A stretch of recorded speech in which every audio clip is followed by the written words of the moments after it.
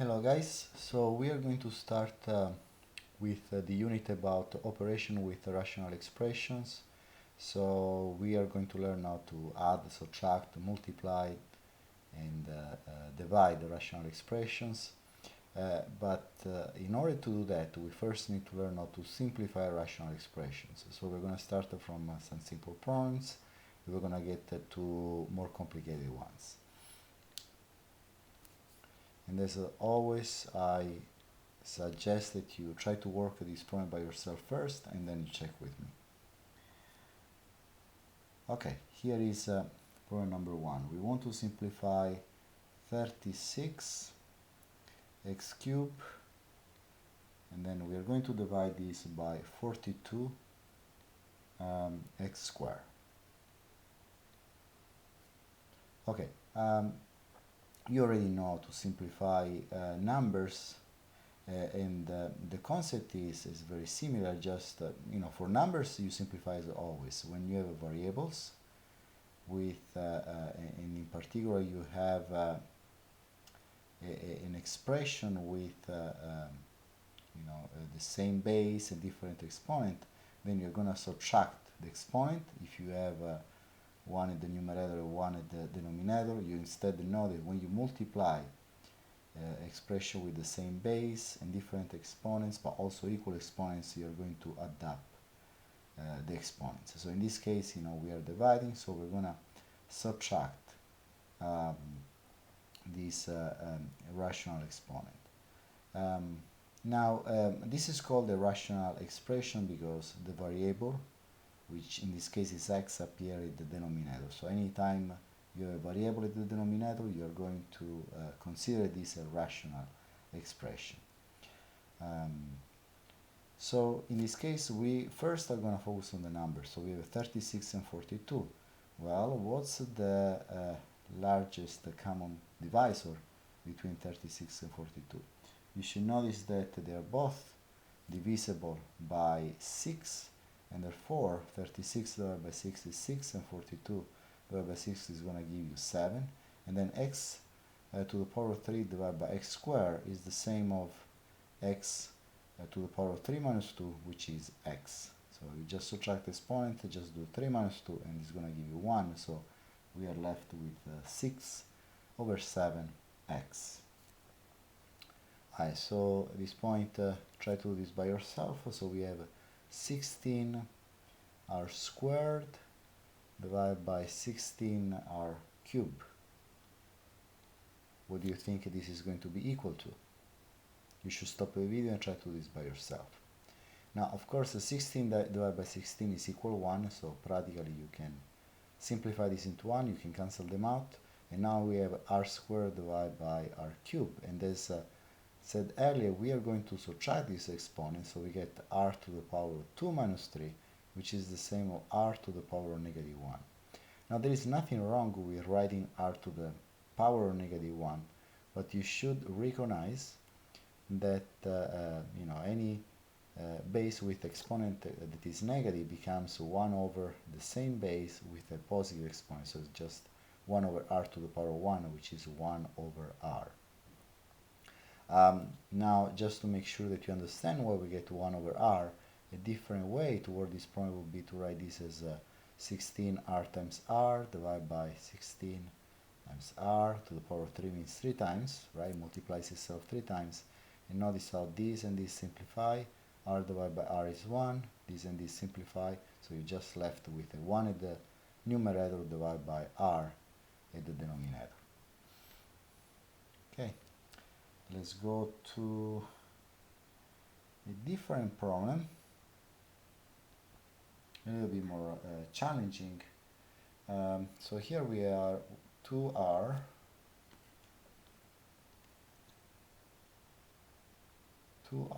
minus 4 divided by r minus 2. Well, as of right now, it looks like there is nothing we can simplify. A common mistake is to say, well, I can divide 2r by r and this becomes, r, but be careful with that because there is a negative sign. It's not a product here. So we cannot just cross out anything about r. We cannot just say 4 divided by 2 is 2. Again, the reason is that there is a negative sign and this doesn't allow us to simplify, okay? At least the way it's written. But you should notice that there is a common factor of 2 at the numerator, because between 2r and negative 4 they have a greatest common there is a greatest common factor of 2, so you can factor out a 2 at the numerator, and now we have a 2 times, well, 2 times what is going to give me 2r, this is going to be r, and then 2 times what is going to give me negative 4, which is negative 2, and then divide by r minus 2. Now at this point, notice how we have an r minus 2 factor in common between numerator and denominator. So as long as r is different than 2, because otherwise we are dividing by 0 and this expression would not make sense. So as long as r is different than 2, this expression can be simplified and we are just left with 2. Okay? Okay, so based on this example, see now if you can work problem number 4 by yourself. So what we have here is 45 divided by 10a, so the variable in this case is a, minus 10. So try to simplify this by yourself. Okay, so what can we do in this case? So we have a 45 the numerator, there is not much we can do, but then notice how at the denominator we have a 10, which is the greatest common factor between these two expressions, so it can be factored out. And then if we open parentheses, we can ask ourselves 10 times what is going to give us a, which is a, and 10 times what is going to give us negative 10, which is negative 1. Well, at this point, we have a 45 and 10. They can be simplified. They're both divisible by 5.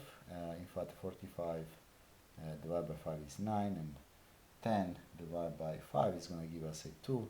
And then this a minus 1 is going to stay the denominator, so there is not much we can do, and this is the simplified form of this rational expression.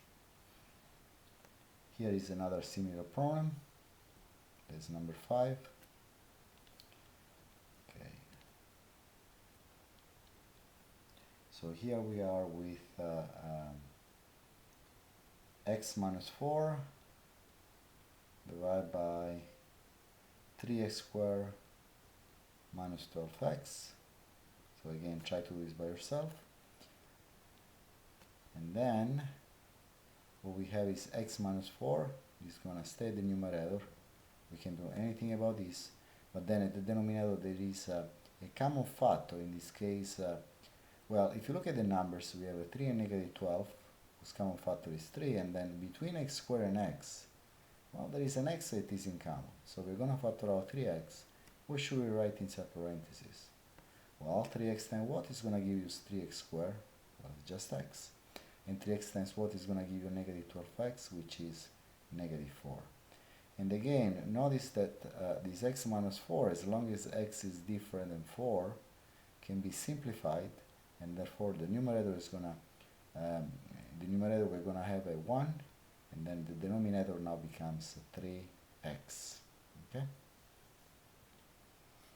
Now, to be a little bit more precise, we should say that x must be different than 0 also, because if x is equal to 0, then we are dividing by 0. So anytime you have a rational expression, you should make sure that the denominator doesn't not to become 0, because if the denominator becomes 0, you are dividing by 0, and the rational expression becomes undefined.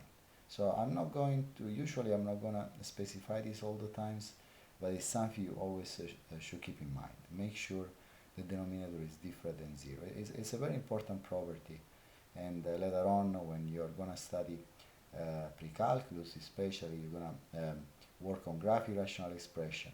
This is going to be important in order to graph asymptotes for rational functions. Okay, let's go to number 6, and let's work a problem that is a little bit different.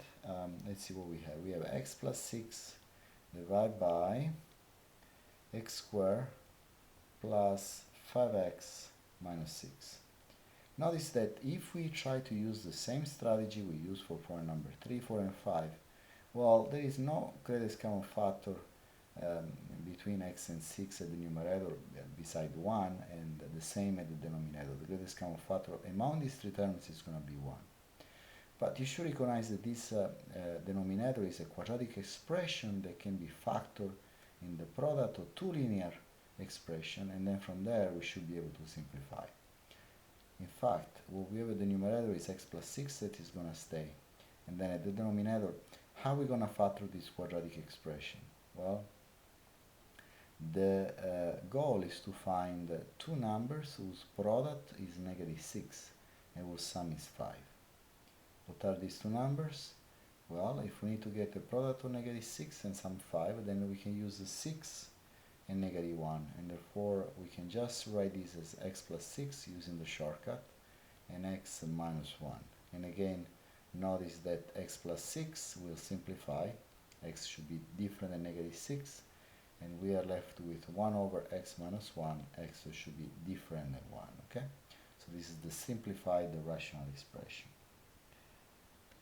Here is a similar problem. You should for sure try to do this by yourself, which is v minus 5 divided by v squared minus 10v plus 25. So what do you think is going to happen in this case? How can we simplify this rational expression? Well, the numerator is going to stay the same, v minus 5, and then the denominator, we can factor this, is again a quadratic expression. We should find two numbers whose product is 25 and whose sum is negative 10, and clearly these two numbers are negative 5 and negative 5. So we can write this as v minus 5 times v minus 5, but you could also write the v minus 5 squared as the same thing. And then as long as the v is different than 5, these two quantities are going to simplify, and we are left with 1 over v minus 5.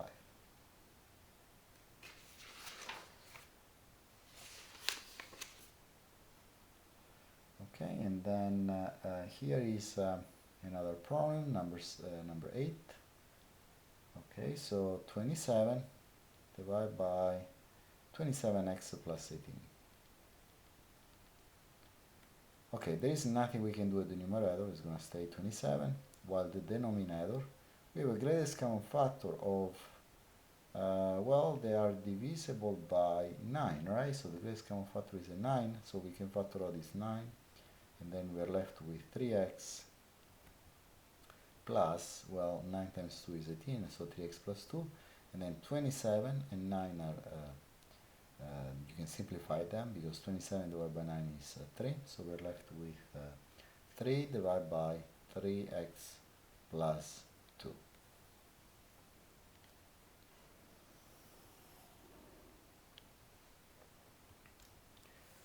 Okay, so I'm going to complete this video with a rational expression which is you know, a little bit more interesting, because we are going to factor both the numerator and the denominator, and then in the next video I will work some additional problems with a similar approach. Okay, so here is the problem we're going to work. We have v squared minus 7v minus 30, and then we're going to divide this by v squared minus 5v minus 24. Well, what do you think? Well, notice that we have a quadratic expression at the numerator and a quadratic expression at the denominator. Can we factor both of them? Well, let's start with the numerator. Can I find two numbers whose product is negative 30 and whose sum is negative 7? Well, yes. What are so two numbers whose product is negative 30 and whose sum is negative 7? How about negative 10 and then plus 3? Negative 10 plus 3 is negative 7 and the product is negative 30. The leading coefficient is 1, which means I can immediately use these two numbers, so we can use the shortcut, and this becomes v minus 10 times v plus 3. Okay, so let's see if we can factor the denominator. Can we find two numbers whose product is negative 24 and whose sum is negative 5. Okay? How about negative 8 plus 3? The sum is negative 5 and the product is negative 24. So I can write this as v minus 8 using the shortcut times v plus 3. And notice how, as long as v is different than 8 and v is different than negative 3, these two quantities are going to simplify. So now we're left with a more simple expression, which is v minus 10 divided by v minus 8. Okay? Alright, so again, next time I will show you some additional problems that have more this form, okay, in which we need to factor both the numerator and denominator, and so we're gonna try to work those type of problems. As always, if you have any question, let me know. I'll talk to you later.